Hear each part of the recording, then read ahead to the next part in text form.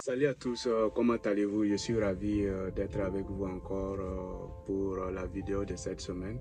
Désolé si je suis un peu poussiéreux. J'étais allé rendre visite à une famille dans leur ferme et c'est à New York. Et quand je sais, quand je parle de New York, beaucoup d'entre vous, vous voyez les gratte-ciels.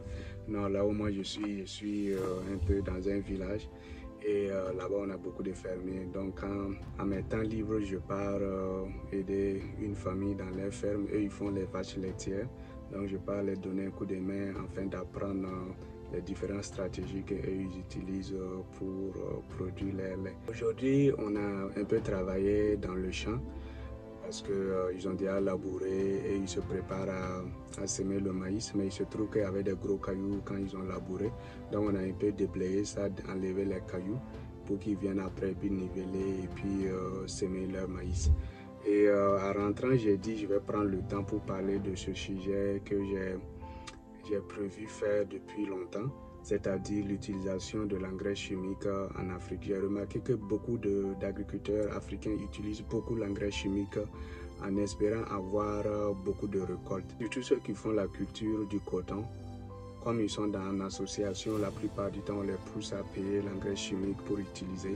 Et beaucoup, ça tue leurs champs à long terme et ils sont obligés d'aller trouver d'autres champs pour pouvoir faire plus de récoltes.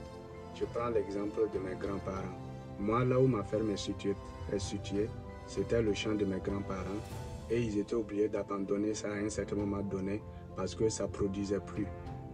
Mon grand-père, à l'époque, faisait la culture du coton et il utilisait beaucoup l'engrais chimique. À un certain moment donné, quand il sème, tant qu'on n'utilise pas l'engrais chimique ou bien de l'engrais, les récoltes ne seront pas bonnes. Donc, ils étaient obligés à un certain moment donné de laisser le champ et aller ailleurs. Donc, c'est pour vous dire que l'utilisation de l'engrais chimique n'est pas très bon pour nous, pays africains. Et je pense que nous devrions plus opter pour l'engrais organique. Si tu fais de l'agriculture, je pense que tu dois aussi faire de l'élevage parce que tu peux utiliser la fumure de tes animaux pour enrichir ton sol au champ de façon naturelle. Et cela te permettra de garder ton sol fertile pendant longtemps. Ce que j'ai remarqué ici, que ce soit aux États-Unis ou en Allemagne quand j'étais là-bas, les gars utilisent plus la fumure organique dans leurs champs. La fumure organique leur permet d'exploiter ces mêmes sols-là de génération en génération. Donc, je pense que nous aussi, en tant qu'Africains, on doit commencer à penser, à associer les deux, afin qu'on puisse utiliser plus la fumure organique dans nos champs afin de préserver nos sols pour nos futures générations.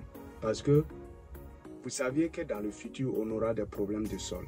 La population est en train de s'accroître et tu ne pourras pas laisser ce champ-là parce que ça ne produit plus pour aller trouver un autre champ.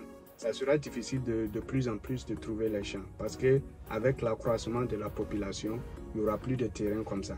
Donc, si on utilise l'engrais chimique et on tue nos sols, on aura de plus en plus de problèmes de nourriture en Afrique et c'est ce qu'on veut éviter. La meilleure idée, c'est d'associer l'élevage à l'agriculture. Mais si tes animaux ne sont pas nombreux pour pouvoir fertiliser ton sol, tu peux aussi voir avec ceux qui ont plus d'animaux que toi et puis de temps en temps aller ramasser ce jeu ou bien payer avec eux pour utiliser dans ton champ. Ça va te revenir encore moins cher même que si tu veux acheter l'engrais chimique.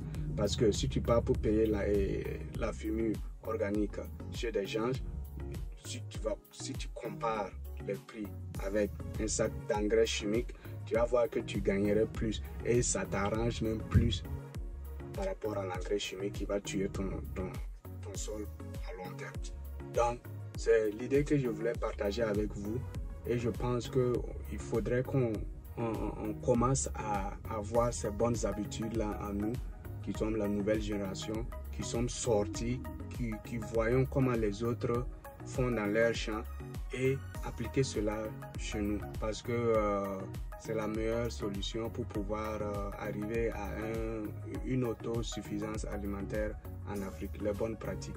Donc c'est ce que j'avais pour vous aujourd'hui. Si tu as aimé, n'oubliez pas de liker, commenter, donner votre avis et partager la vidéo aussi.